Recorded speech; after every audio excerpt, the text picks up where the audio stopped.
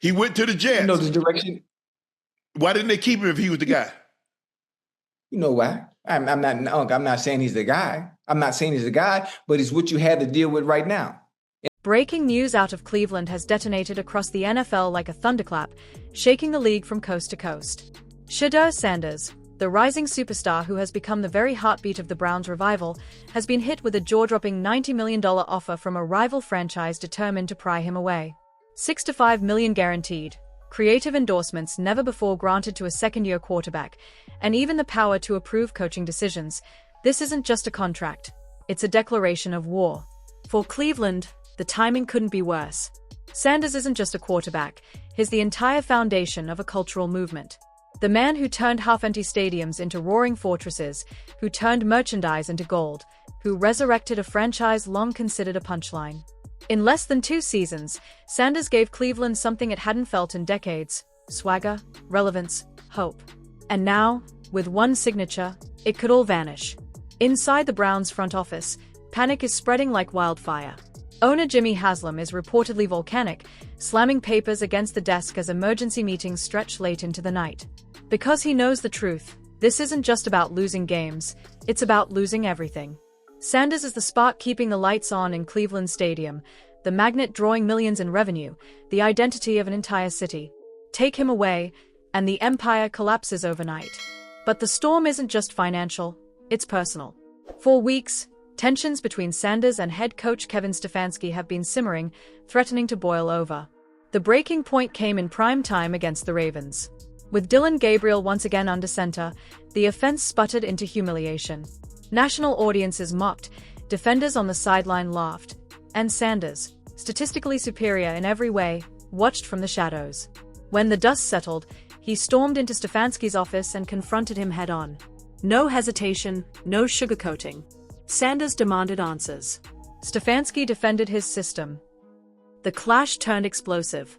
That confrontation didn't just expose cracks, it split the Browns in two. Assistant coaches admitted they begged Stefanski to start Sanders. The offensive coordinator fought, only to be silenced. Even the defense, carrying games on their backs, grew resentful watching the offense sink under stubborn leadership. Sanders' absence from the field wasn't a football decision anymore. It was ego. And in the NFL, ego destroys dynasties. The moment rival executives smelled this fracture, the feeding frenzy began.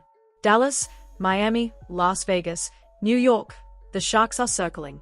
Jerry Jones is reportedly watching with interest, eager for his next splash move. The Dolphins see Sanders as the missing piece in an already terrifying offense. The Raiders crave a star to give them identity. And the Jets? They've been a quarterback away for decades. Sanders in New York isn't just football, it's Madison Avenue gold. And it's not just talk. First-round picks, Pro Bowl starters, unprecedented guarantees. Executives are already preparing to offer the moon. They know Sanders isn't just worth touchdowns. He's worth billions. Whoever lands him doesn't just get a quarterback, they get a phenomenon. Meanwhile, inside Cleveland's locker room, trust is disintegrating.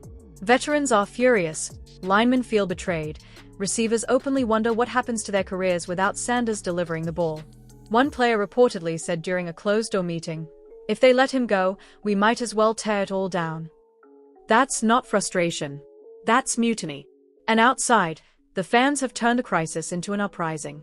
Hashtags demanding Stefanski's firing trend worldwide. Petitions pile up with 6 figures of signatures. Sponsors demand answers before committing another dollar. The noise is deafening, the pressure unbearable. Through it all, Sanders has gone silent. No posts, no appearances, no comments. For a player who thrives in the spotlight, that silence speaks louder than words. Insiders insist it's calculated. His camp's message to ownership could not be clearer. It's him or me. Stefanski goes, or Sanders does. The ultimatum has drawn a line in the sand. Jimmy Haslam, once proud to declare Sanders the future, now faces the most consequential decision of his ownership. Fire a coach mid-season, swallow the embarrassment, and preserve the future, or stand by Stefanski and risk losing not just Sanders, but the entire identity of the franchise.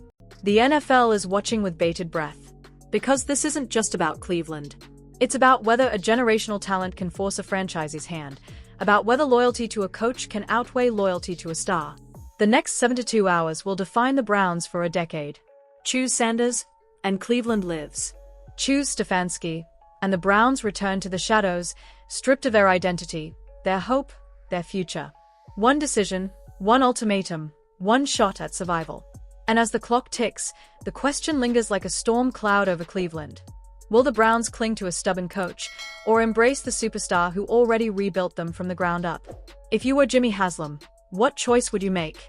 Would you bet the future of your franchise on a coach's pride, or on the talent of a quarterback who's already proven he can change everything?